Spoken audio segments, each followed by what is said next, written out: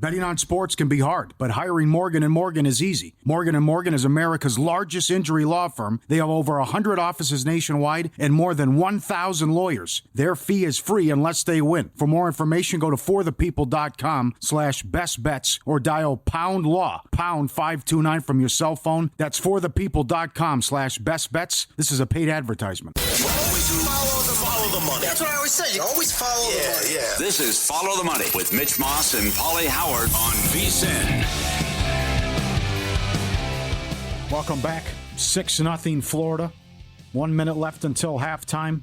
In play, Florida -8.5. 30.5 the total. Under -130. And there were some 9.5s available. I mean, he played games with that line, How right? about that? From 10 up to 14, back down, crashed to 9.5. So 6-0 almost halftime in the bowl game. Right now it's Adam Chernoff on the Progressive Guest Line, Simple Handicap Podcast. Raz Picks as well. Follow him on X as our weekly spot and visit on the NFL Picks and Props. Good to talk to you, my friend. What can we expect from all these cold weather situations and if weather can play a factor Sunday? Good question. So basically any game in the Northeast this week, there's about 6 or 7 of them, cold weather, below freezing. Lots of talk about what the true impact for cold weather is. When it comes to betting on NFL, wind is always number one, especially 20 miles per hour or more. That's like red flag number one. Number 2 is extreme rain or extreme snow and accumulation. That's number 2. We have none of that anywhere in any game this week.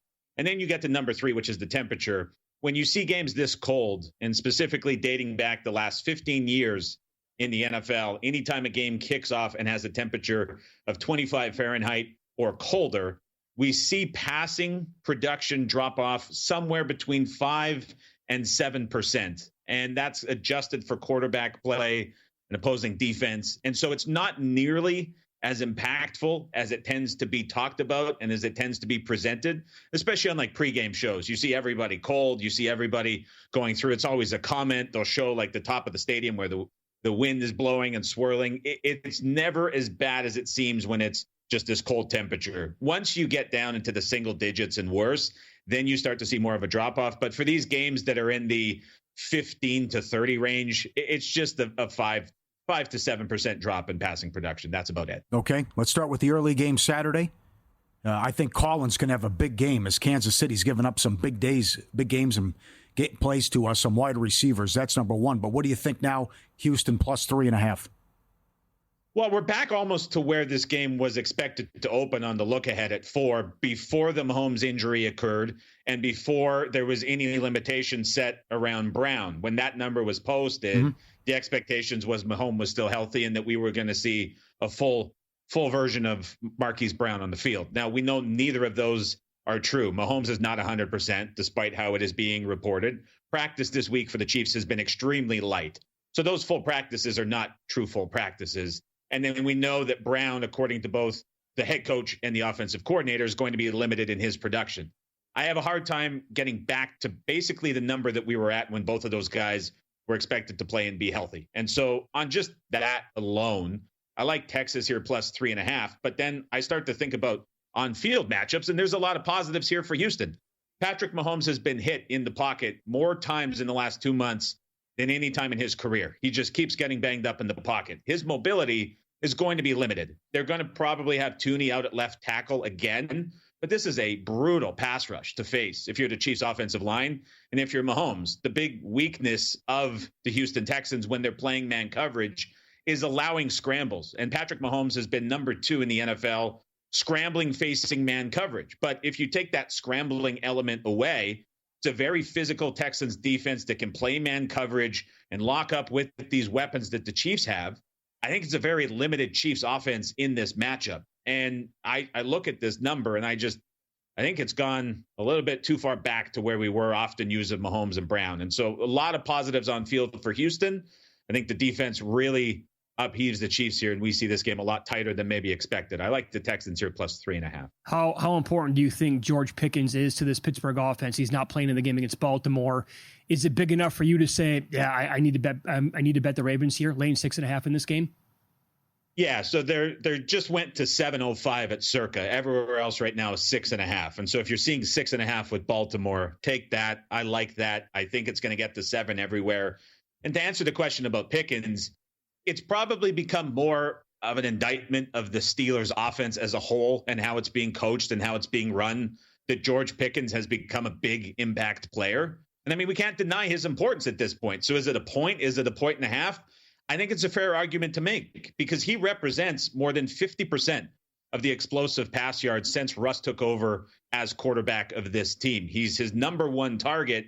And when you remove his 50-50 jump ball ability downfield, and you think about how boom or bust the Steelers offense has been, top 5 on 3rd and 4th down, bottom 5 on 1st and 2nd down, without him on the field, it's so limiting. And in the first matchup against the Ravens, the Steelers didn't score a touchdown. They won the game. They managed to cover. That was more about Ravens' mistakes and Ravens' issues than anything the offense was doing. And Pickens was the number one contributor and had 12 targets in that game. And so we saw what the Steelers' offense looks like without him last week against the Eagles. That's a very good Eagles defense. This is not as good of a Ravens defense, but it's one that's certainly familiar enough and improving enough with guys coming back like Pearson, Van Noy, healthy, that now you start to look at this team down the stretch as an improving defense. And I think the Ravens here get revenge. I think they cover 6.5. And something I will say too, guys, when I look at how the Steelers defense struggles against opposing running backs, I will rarely look at a running back in a receiving yards prop opportunity, but I can't help ignore Justice Hill on his combo prop for Russian receiving yards this week. It's posted at 32.5. To me, that's a number too short. Steelers, one of the worst teams at defending running back passes. And with Henry's limited usage the last couple of weeks, we've seen Hill involved more too. And so with some of these wide receiver injuries, I expect Hill to be more involved. And we see the Ravens offense rely on him a little bit. So that 32.5 mark is a good number to play over. Very good. Follow the money here on VSiN, the Sports Betting Network. Adam Chernoff, our guest. He's on the Progressive Guest Line. Simple Handicap is the name of his podcast. And he's with Right Angle Sports. Trey McBride has 89 catches on the year for nearly 1,000 yards. None of them have hit pay dirt. 0 touchdowns. I mean, he's having an incredible season, but he can't score. So I think everybody in the world knows about this. The Cardinals are making a point. Kyler wants to get him in. Is it bettable around plus 125 for him to actually score anytime in this game? All right. What are we going with? Are we going with 1 or are we going with 2? Because he's scoring this week, but is it 1 or 2, Mitch? What are we doing? I can't bet 1. It's insulting, right? Okay, so 2 to 1's 2 touchdowns or more is 9-1, correct? Yes. Yeah. Yes. Okay. So for the sake of the segment, let's score 1 plus 125. But I think we can all acknowledge we're playing the 2 or more at 9-1 as well. Mitch, you mentioned it. Kyler Murray on Instagram. He's like, we're getting this guy a touchdown. He had a press conference a week ago, and he's like, the touchdowns are coming. We're hearing from the head coach, Jonathan Gannon, saying, like, he's going through a tough stretch when we get in the red zone, but we're making an effort to find them a touchdown. Everybody's in on this from the team. It's happening. This is such a good matchup. When you think about the Carolina Panthers, it's the easiest defense in terms of tight end defense that the Cardinals have faced all season. And not only that, the Cardinals are going to be able to do whatever they want on the ground in this game with James Conner. Yes. And when they have that going, it usually means they have 2 or 3 tight ends on the field as well. So McBride's going to be on the field a ton in this game, and the Cardinals are going to have plenty of red zone opportunities. So Trey McBride is scoring a touchdown, plus 125. You can play the 2 to 1 at 9-1. But guys, I would even add on further here and say at 47 minus 115. I know Circa's gone to 47.5, but there's lots of over 47 minus 115. I think that's very playable. Just talked about the Cardinals offense. It's a great matchup for them. But also, like, think about the Carolina Panthers. They've played the Chiefs pass rush, the Cowboys pass rush, the Eagles pass rush. It has been a brutal run of defenses along this offensive improvement. Now Bryce Young gets a big step down in class for this offense against this Cardinals defense that's very vulnerable. It's a bigger total for both of these teams, rightfully so. There's plenty of opportunity for both of these teams to score points. So I would play that over at 47 minus 115. What do you have on DK Metcalf? Equally good subjective commentary we have for DK Metcalf to Trey McBride. So yesterday, offensive coordinator Ryan Grubb came out, and he was frustrated because DK Metcalf was not getting the ball enough. He was saying that it angered him. He has to go out of his way to find ways to get the ball to DK Metcalf more. They have to make it an emphasis on the game, getting him the ball more early. And of course, Geno Smith is going to be back because he's been a full participant in practice. So those are all positives for DK Metcalf. What I think might surprise some people listening, because it surprised me as I'm looking at this, the Minnesota Vikings have conceded more yards to wide receivers outside the slot than any team in the NFL this season. They're talked about as this elite, amazing defense, and an EPA per plays perspective, they are, and a success rate perspective, they are. But a lot of that is inflated by these games where the offense has created big leads and they've been in really favorable situations. This week, Minnesota is on a short week, going outdoors across the country to play in Seattle. A little bit colder, a little bit of rain. Seahawks season is on the line. They've got to win the game to keep pace with the Rams. And if Metcalf is going to be the feature piece of the offense early, he's got a good matchup against this defense to find success. So he is posted at 62.5 receiving yards. That is a number that is going to trend up as we get closer to kickoff on Sunday. I will happily play over that at 62.5 and trust that Ryan Grubb, the offensive coordinator, stands by what he's saying and gets him more involved. He's certainly going to have the matchup to do it as well. So Metcalf over 62.5 receiving yards. 30 seconds. I guess I can't be surprised, but the Raiders are going to play O'Connell. Is there any way they're going to slow down? Jacksonville's going to slow down Bowers and Myers? And you can't believe tickets are $300, by the way. They're even more than that in some spots. Yes. It's crazy to think about. We saw O'Connell fire it against man coverage against the Chiefs and find big plays. So O'Connell, Myers, Bowers could all have a massive game at home here with O'Connell just letting it fly. So if you want to look at some weekly leader stuff later, probably seeing 30, 40 to 1 on some big shots. Could make worse bets this week. Very good. Enjoy the games. Talk to you next week. Thank you, sir. Enjoy, guys. Chat to you soon. Adam Chernoff, Simple Handicap Podcast. Follow him on X. Right Angle Sports as well.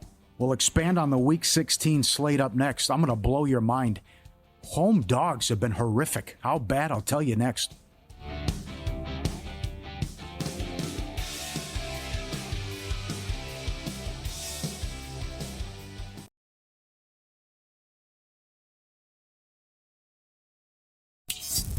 This is Follow the Money on VSiN. This from Evan Abrams, Action Network. Home dogs this year in the NFL are 42%. Second worst since 1990, as road favorites went 7-0 straight up last week. And it also, how many teams can put together a solid game? Teams leading at halftime, 41% in the second half ATS. Worst in 20 years. Oh. Nuts. Can I throw some candidates at you this week? See if you want to back them. So do you have any interest in backing the Bears at home to the Lions? A decimated Lions defense. The Lions have covered 9 in a row off a loss. And Campbell's saying all the right things. This is good for us. Punched in the mouth. The, what do you say, the moldy bread? We want the filet again. We love the taste of filet. Now we had the moldy bread. Like that. It's a tough game. All right, Jets at home to the Rams plus the 3. By the way, DK has Caleb Williams plus money, no interception. Oh, he's been terrific at not throwing INTs I know. this year. Is it 8 games in a row? And against that defense? Yeah. That's a tough game. Gun to my head, I would take the Lions. Just because Chicago's just been, I mean, what was that Monday night? The defense has been deplorable. How bad they play. And so that's the thing, right? I do believe the Lions offense will eat pretty much the entire game. I don't trust the defense, though. Can the Bears score enough to keep it close enough to cover that number? I'm also talking myself into the over in that game. That's how, I could see that. Yeah. You want the Jets at home plus 3 against the Rams? I do not, no. McVay, 14-2 ATS run in December. Stafford, clean. No turnovers last 5 games. Longest of his career. Huge game for the Rams. Gotta have it game. Jets got their win. They're feeling good. They beat Jacksonville. Can't stop anything. Jets are 12-29 ATS against non-conference foes since 2015. Rams, contest play, in pocket. With the banged-up Jets secondary. Oh, come on. How are they going to slow down Puka and Cooper Kupp? They won't.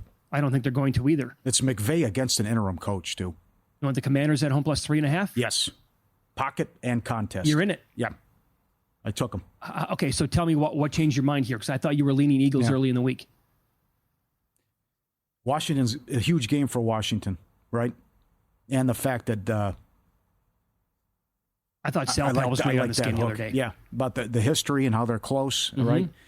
And they get off to hot starts, and that's a big. See, Philly keeps digging themselves in holes. That's right. Washington's 10-3-1 ATS first quarter. Fourth quarter is a disaster, 3-11. But again, I like it when you can complain and get into your guys after a win.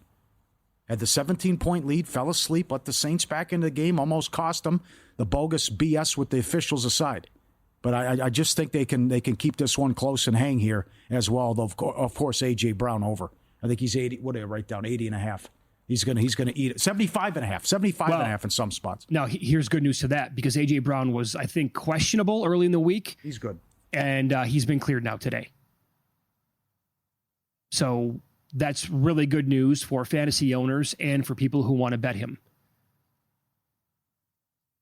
Jalen Hurts is 19-8 under the total his last 27 road games.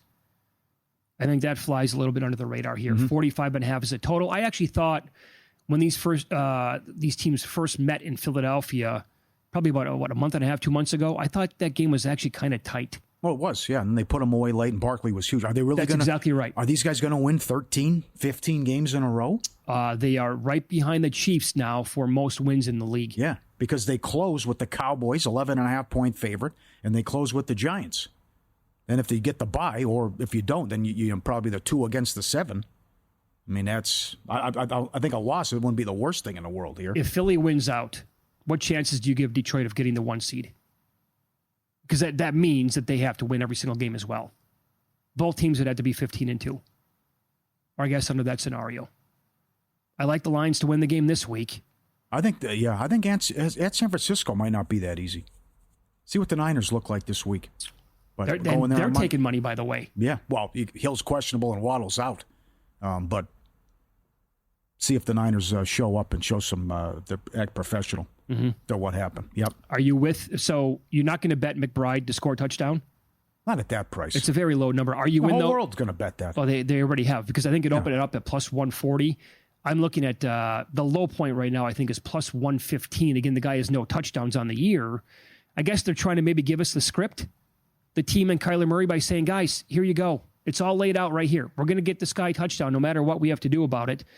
I did a same game parlay on McBride, and I played an alternate receiving yards number of 50 plus, which he goes over almost every single game. Yeah, he seems low. And to score a touchdown to get it up to like plus 155. So if you're on board with something like that, you might be able to find a little bit better, I guess. Yep. Kyler Murray, 12-1 straight up and ATS last 13 games against teams that are averaging below 19 points per game. So when he takes on, a team like Carolina has been year to date, really bad team, this is where Kyler typically thrives. Carolina, no home field advantage. They are 12 games below 500 at home since 2019. And in Bryce Young's 23 starts as an underdog, 4-20 straight up and 10-13 ATS. I think the Cardinals are going to be able to do whatever they want in this game. Especially running the football, as Adam Chernoff was hinting at. Yep. Connor should go nuts against this defense. That's where you can do the alts. Forget the 80.5. 100 yards, 120. Yeah.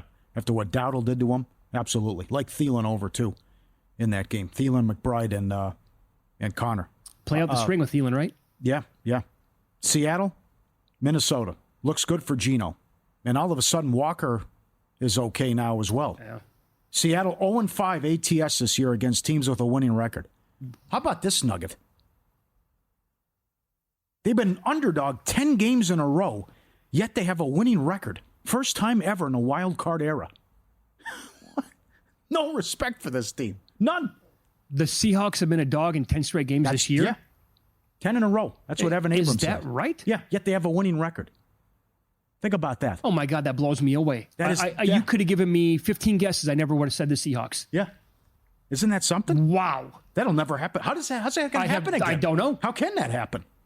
If you have a winning record and you keep doing this, but yet no respect, and then tough schedule as well. I got to be honest. I don't like him this game either. I know. I got to ride Darnold here and also O'Connell, because this is not going to go well for Geno. I mean, you get guys back, and what Chernoff said about DK, but I can't trust Geno. And guess what? He's not close to 100%. So what if he re-aggravates the injury? Then it's Howell time, and then watch out. Right. Hide the women and shield. Yeah, dogs to the Niners, dogs to Arizona twice. That's right. They were dogs to Arizona flipped. twice. Yeah, the game flipped late, remember? The Jets took money. They played the Jets. Packers, Rams, Bills, Atlanta. Yeah, I was on Atlanta, lost. 49ers. Yeah, they haven't been favored since October 6th against the Giants. Lost the game. Smokes. It's an all-timer. It's an all-time stat. Nuts. So you're telling me Mike McDonald's live to win Coach of the Year? Is that what I'm hearing you say right now? Get out of here. No way. No way. How about this? Here's another good one. This is the first time, two things. Minnesota, first team to go over their win total by over 5.5 wins since Baltimore in 2019. Would this be a record? What if they win 14 games? The win total was 6.5. Yeah. Right? The other one, Penix. I think he's the biggest favorite ever going back. People tracking this in ESPN stats and info, whatever. You come in this late in the season, you've never started a game, yet you're almost a double-digit favorite. Lamar Jackson, 2018. Jim Everett, 1986. Both were laying 6.5. Wow. Who do you trust here? Well, Atlanta's rush game at Giants with Locke and the defense is so bad, or do you think he'll make enough plays and Penix will do enough to get the win and the cover? I'm intrigued by Penix's props because the Giants secondary is terrible, and they're also banged up, and they have guys who have to play that are worse than their original players. So with their weapons, do they make it a point to say, yeah, we're going to air it out a little bit more now? Or is it just going to be such an easy game plan to say, here's 25 carries by Bijan, and we're going to win the game, 27-10 and get out of here and let's move on? I think they can showcase Penix here a little bit. All right, strike me down. A Pitts game. It's got to be quick hitters. Bam, get rid of the ball. Well, that's Penix is so good at that. Easy, make it easy for him, right? Bubble screens, stuff out quick to the wide receiver. But he'll take shots, though, too. Oh, yeah, yes, he should, yeah. Oh, yeah. But it also goes back to what Orlando Ledbetter said with us on Monday. Like, he didn't even know the play. And then the playbook wasn't getting any run in practice. Nothing delivers comfort and joy like the unrivaled quality and taste of Omaha Steaks. We love it. Had it delivered a couple weeks ago. The burgers, the desserts, the steaks, A+. Legendary steaks, save 50% off site-wide limited time. OmahaSteaks.com. Our listeners get an extra $30 off with promo code MONEY. That's 50% off OmahaSteaks.com. An extra $30 off with promo code MONEY. Minimum purchase may apply. Great for the holidays. Great gift idea. Piece of cake. OmahaSteaks.com. Props. NFL. Rapid fire. Cash some tickets coming up next. VSiN Follow the Money, the Sports Betting Network.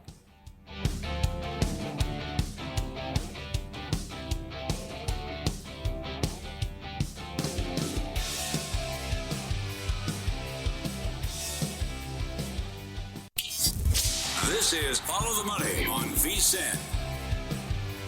Second half underway. 6-0 Florida.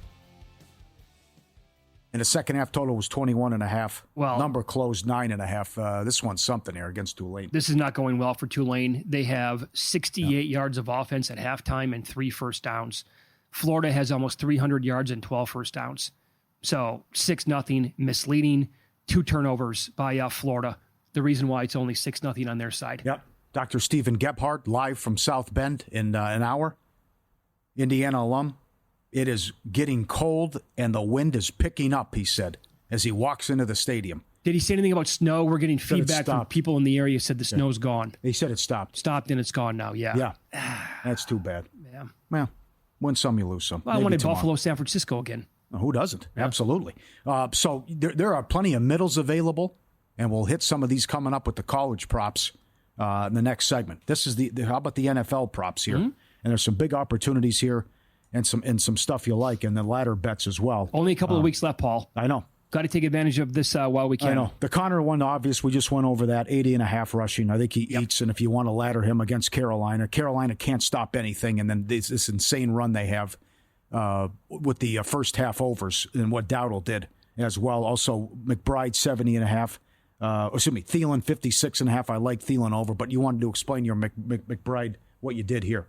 Well, okay, so McBride on the season again, he has 10 games this year where he has caught at least 50 yards worth of passes. 10 games. He hasn't scored. So rather than betting like plus 115 right now or whatever that number might be, because it, again, opened plus 140, that's long gone, I did an alternate yards prop on him. I brought it down to 50, and to score a touchdown is plus 155 to get a little bit juicier there. So I think, and I'm probably going to, because if he scores a touchdown and he doesn't have 50 yards, I'm going to be really, really mad. So I'm probably going to have to add it anytime as well on its own. But he's a target monster. He's had 4 straight double-digit games with targets. It's just unfortunate. He's approaching 1,000 yards and no scores. So it's just one of those wacky years, and they've acknowledged it. And by all measures, again, Carolina, they are, when you look at DVOA, they are the 31st team in the league at guarding that position. So basically, the Giants are the only team worse than them. It's as bad as it gets in this current run that tight ends have been on. It's been pretty strong. So going to go to war with McBride. I think that makes a lot of sense, but I'm also going to do what you said. Connor should go crazy. If he doesn't get hurt, he's going to, 120 is doable in this game. Mm-hmm. So. Very good.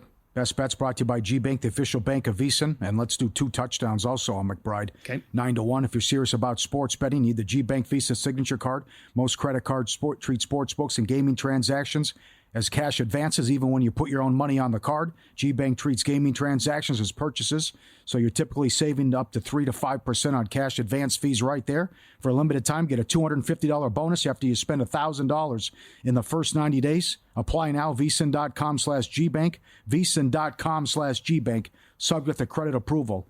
Terms and conditions apply. How about Nico Collins to start the day tomorrow? I mentioned this earlier. He's 84.5. KC's allowed big games to Judy, Sutton, McConkey, Myers, a couple other guys in there too.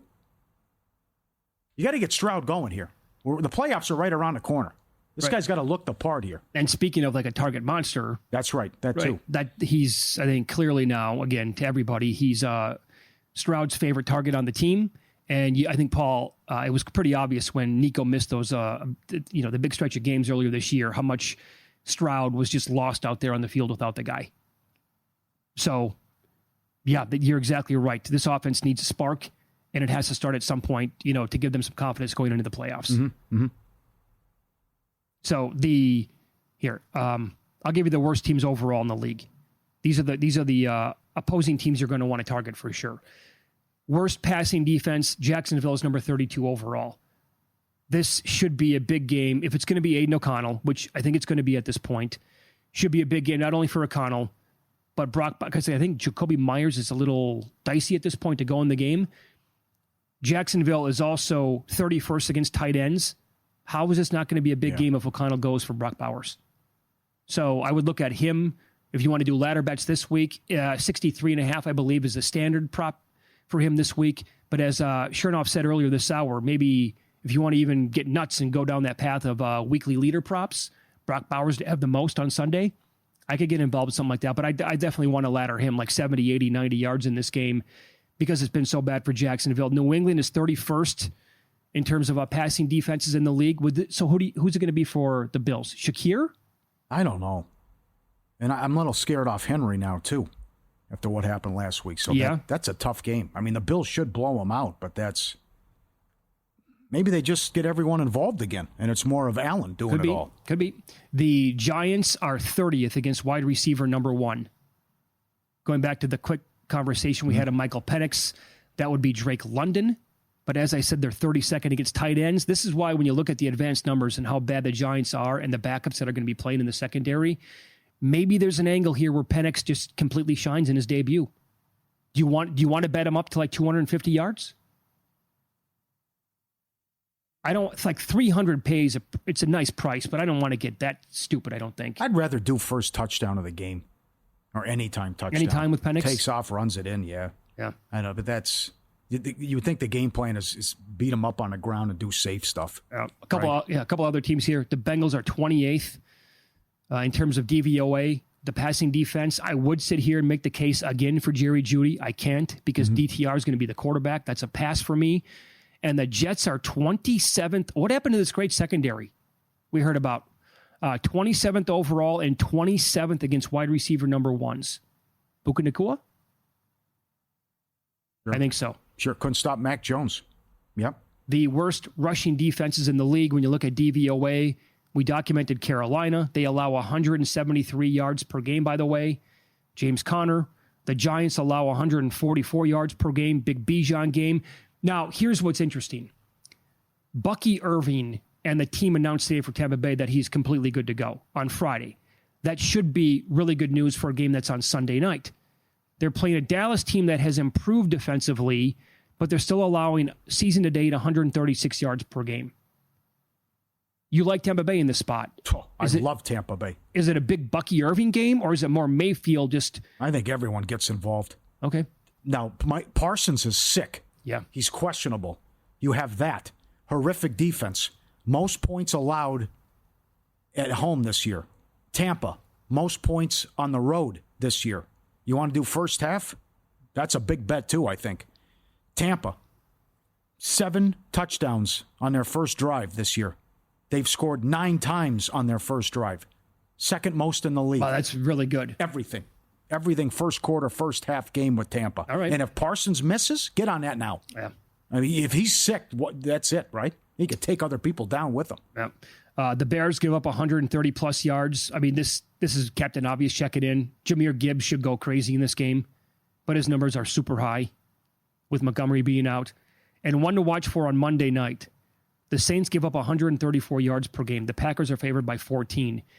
If Green Bay gets out to a lead, which, again, they probably will, they love pounding the rock with Josh Jacobs.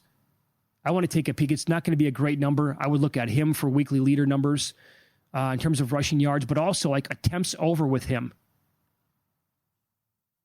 I'm intrigued. That one definitely I'll take a peek at. Yeah. But by the way, I'm sorry. Stuff to watch. Yeah. Isaac Garando likely to miss. Out Patrick Taylor next man up. Out for the year. That's now official. Garando's out for the year. Ooh, wow. Okay. Kamara unlikely to play Monday, could be out for the season. That's Kendre Miller. Mm-hmm. Nick Chubb, Sincere McCormick out for the year. And as you talked about earlier, Kenneth Walker, full participant yesterday in practice. Zach Charbonnet, limited. Sorry, I cut you off. No, that's fine. Well, the Tyreek Hill tweet, Coach, get me out of here. And now he's questionable. And Waddle's out too. And nothing but 49er money. DraftKings, Caleb Williams, no interception, plus 125. That's surprising. Bowers over, McBride over, Thielen over, A.J. Brown over, Connor over. And I like Nico Collins as well. More on he's coming up in pocket also. So this is fantastic here. And then with the ladder bets and what you want to do with some of these games and how crazy you want to get. You just got to find that right one, like Samich did last week with Adams, even though most of it was in the final 4 minutes of the game. But that could come in as well. It still counts. That's right. Those are big payouts. I mean, if you ask Samich, what were you thinking at halftime when Adams had 0 catches? Right. Well, he gave up on the bet probably. That's right. We'll shift to college up next. Get to ready for all these props. There was an 18-yard middle with a running back. What happens in the first game with Indiana and Notre Dame? And we'll get to some cool props at DraftKings for the first round and the entire playoffs straight ahead. VSiN, Follow the Money. Pauly Howard, Mitch Moss, the Sports Betting Network. And in 45 minutes, we go out to South Bend live on the 40-yard line at the stadium.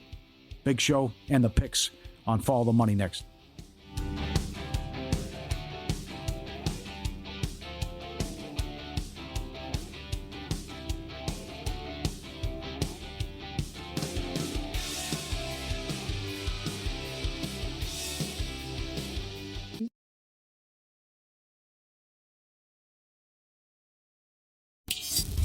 This is Follow the Money on VSiN. 9 minutes left, third quarter, another field goal. Florida leads Tulane 9-0. In play, Florida's 12.5. The total 25.5 now. As you mentioned how bad it's been offensively for Tulane in this one. One correction, Grando is out, but not for the season. And Bosa's questionable. And something else to consider. If Waddle and Hill both miss, it's got to be a big Jonnu Smith game. He gets a ton of targets already. Yeah. How many targets is he going to have? I played a parlay with him along with McBride and Brock Bowers. And I brought him down. I had Jonnu 40 plus, McBride and Bowers 50 plus receiving yards, and I played it at like plus 140, I think, earlier today in that range. But that certainly helps out that ticket, and his numbers will go to the moon if Hill also misses. And a side note, in 3 games that Waddle missed last year, Tyreek Hill had a game of like 9 for 150 plus and a touchdown. He had 36 targets in 3 games. So if Hill does play, Waddle's already been ruled out. Last year, small sample size, Hill was awesome in the games that he was not involved in. So, yep. You shopping around for a bunch of these props in college football? Yeah, there's a lot of differences, some big differences here. Oh my God. The biggest one you saw was 18 and a half yards, right? Yeah, on Jeremiah Love for Notre Dame, the running back. I saw as low as, earlier today, I saw as low as 69 and a half at one legal book and as high as 87 and a half at another book. Okay. I saw 13 and a half on Rourke with the passing yards. He's 193 and a half here at Circa. Signetti, we played the comments earlier. Canadian, he'll be fine. I hope it snows 1.5 feet. Snow's died down. But it looked like it was going to get to that point earlier today. Yeah, but this is hard. But there's also, I don't mind the 14-1 on Rourke to have the most passing yards of the weekend. If it's playing catch-up and Notre Dame moves it on Indiana, and Leonard's so good in this offense, and he's just exclusively throwing the ball in the second half. Maybe the better angle there would be Klubnik, though, too. Klubnik, a better quarterback, put up good numbers, and he's down to 10-1. But where you at with the first game with the props? With Leonard as low as 50.5 rushing and Rourke as low as 193.5 passing. I haven't done anything with Leonard's rushing prop yet, but I did do something earlier today with Jadarian Price, who is kind of the second fiddle, I guess, behind Jeremiah Love. I bet him over 36.5, and I bet him at 40-plus yards at even money. Other spots had higher than that, but several reasons why. He went over that number 9 times this year, and he looked fantastic for what it's worth against USC. And again, Tim Murray is like a diehard, lifelong Notre Dame guy, loves his program, probably more than like any team in any sport is my guess. Like he's been saying this over and over and over again, that Love is not 100%. So they do split the carries. They have been anyway lately. And I get it. Indiana's defense is number 1 against the rush. They only allow 70 yards per game, basically. So you have to, what do you trust here? You trust that front 7 to remain that stellar in this game? Or do you look at Notre Dame's really good offensive line and, dynamic duo that they have at running back and say, I think they're going to be able to run the ball at home against this team? And that's the guy that I'm going to go to war with here. Over 36.5 is the bet that I bet on him, made on him. Okay. Like the under, love the under for the game. Well, it's now 50. It was 52. It's 51's really a key number. Cold and wind. It's big time now, according to the good doctor. Well, then I would lean under for sure. So I bet Notre Dame 12-1 before the bracket came out to win the whole thing. And I like their draw. They have a good draw. Right? If they can win this game. Because, I'm a little concerned about Indiana just because I don't really fully know what they are. Yeah, they're the toughest team to handicap. Exactly. But if Notre Dame gets by them, they're going to get the backup quarterback in Georgia. Love my chances. So they're down to 7-1. By the way, some books to win the whole thing. They're really good. And as I said earlier to Pat 40, Notre Dame, they have fallen on their faces a lot in big games like this. Yes. For 30 years in a row, basically. The thing they have going for them this year is that the teams at the very top, or these playoff teams, are not nearly as good as teams that we have seen in previous years in college football. And if you don't trust me, you can just, how about ask a professional sports bettor? Brad Powers tweeted that out midway through the season. When Ohio State was number 1 in his power ratings, he said they'd be double-digit dogs to multiple teams going back at least 5-6 years. So that's big to me. Mm-hmm. And Notre Dame might be right there with any of them. Mm-hmm. So they average 43 points per game. Signetti's used to the routine. James Madison always winning championships and going to the playoffs. Great run defense as well. They beat Michigan 20-15, and they were pummeled by Ohio State. But the special teams were big in that game as well. Were so bad. But they couldn't move the ball. You take out the late garbage touchdown, they did nothing offensively after the first drive. So no time to throw. Couldn't protect them. I think, again, like I said before that game, and I'll say it again, you'll know right away, in-play betting first quarter with this one, if Indiana belongs and they look the part. And maybe that that doesn't happen. They could get blown out. But you could say it's James Madison players against the Irish in a top 10 team, and it's going to show right away. Well, is it possible like Notre Dame is right there, as good as Ohio State? Yes, absolutely. I think it is, right? 4-0 against ranked teams. You see the offensive firepower at times. Certainly, you're putting up points and beating Louisville's a good win. Louisville was top 30 when it was all said and done. You blew out both Army and Navy, who were good teams. You scored a ton of points against USC. Remember, Penn State was down double digits on the road in that game. I mean, they have a good resume. Yeah. And look what they did to Georgia Tech. Georgia Tech should have beat Georgia, and they beat Miami. That's a very good point. And they shut down Georgia Tech in that game. So another reason why I'm asking here is because Rourke, again, fantastic numbers on the year. Almost 3,000 yards, 27 touchdowns, only 4 INTs. But in that game against Ohio State, he was 8 of 18, did not throw for 100 yards. The Buckeyes are third in the nation in drop-back EPA per play allowed on defense. Notre Dame is number 1. So if it did not go well for him at all against Ohio State on the road, based on Notre Dame's numbers compared to Ohio State, there's an angle here tonight where the same thing happens, and it's just ugly for that team. Yep. Also, I like no score first 5.5 minutes. Okay. And I like largest lead under 16.5 points in the Tennessee-Ohio State game. I really wish I would have grabbed the under 47.5 in that game. Again, there's a path here. And, and could be wrong. This game might go over, but I think there's a path where this game has like 30 points combined in it. That's it. Yeah. Okay.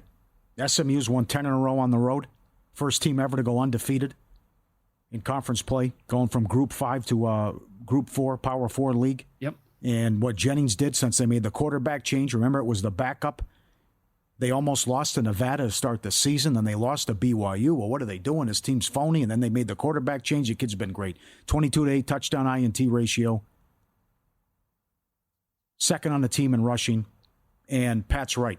Once they fell behind big and the spotlight got to them and the bright lights against Clemson, the rally from 17 in position to win the game, what they did against Duke doesn't get enough attention. To be -6 in the turnover battle and win that game. Duke won 9 games.